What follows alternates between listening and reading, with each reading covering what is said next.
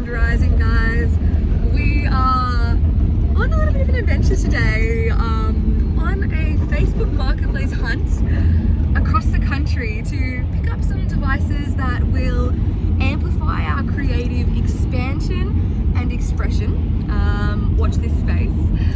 But whilst we are driving across this country and up over the Barrington Tops National Park and around through the Chestershire State Forest, we are going across a vast arrangement of landscapes that are just changing so rapidly as we process through up over the subtropical rainforest, onto the plateaus, and then back down into the other side, which is more of a flats, plains kind of area. And just, I really wanted to jump on here and say how incredible it is how the flora and fauna, but specifically the flora, changes so much as you shift between these different landscapes. And that's something that my mind recognizes and acknowledges so quickly in such a primal, instinctual manner, and I love it.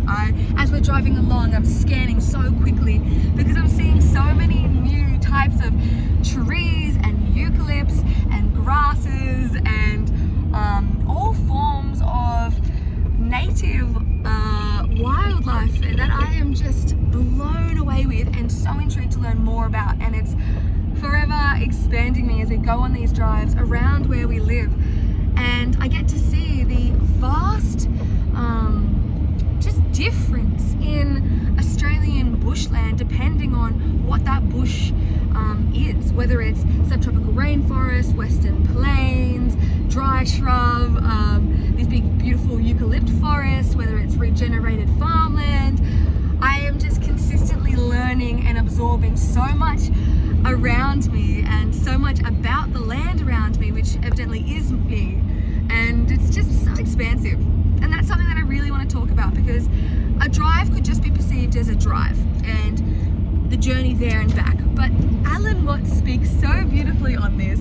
He explains that we focus so much on getting from A to B so fast that we forget the journey of life, we forget the travel. And that is the whole point, that is the whole experience to be enjoyed, is the journey. And so Toby and I, when we travel around every single day, so grateful and so honored to be experiencing and exploring all of these different landscapes. We truly do just absorb it all in, and I'm consistently drawn to learn more and more about the land around me, because the Australian wildlife, the Australian bush, is minimal is known about it. Minimal is known about it. And, well, actually not minimal is known about it. A lot is known about it, but the indigenous knowledge is and was spoken. So not a lot was written down. So therefore, you know, you need to have a yarn, you need to listen to learn about it. And I am forever allowing that knowledge to come to me and flow to me and through me as it is aligned to. And the stuff that I am learning is just absolutely incredible. Plus a lot of old books as well. A lot of old books you can really find some incredible information in. And just the nutrient dense profile of the native foods is something I just want to say. I think we may have spoken on this before.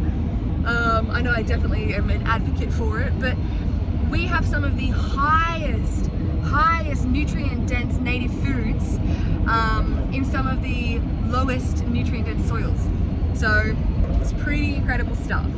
And just learning about that, learning about what you can eat and use and utilize and gratefully receive from Pachamama, as she forever gives, is something that I highly encourage, and I honestly am just really passionate about. So as we're driving along here now, I'm seeing so many different things that are catching my eye, and I have to get to it. I have to start coming across this way with my books and just setting out on the journey to really start to learn what there is out there, learn more about Pachamama, because I am her.